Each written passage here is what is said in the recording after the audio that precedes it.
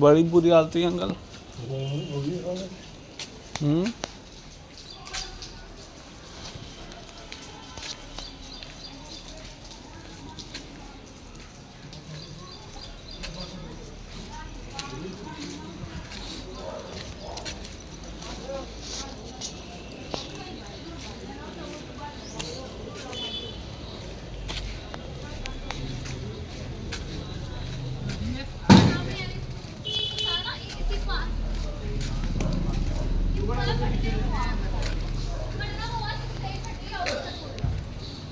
ओ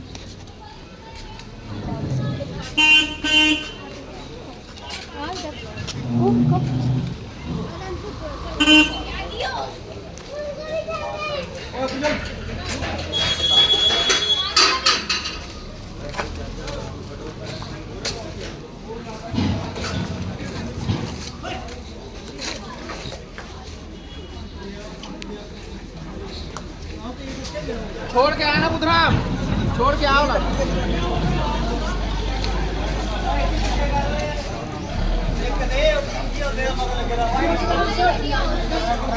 ये डैडी ने 2 बार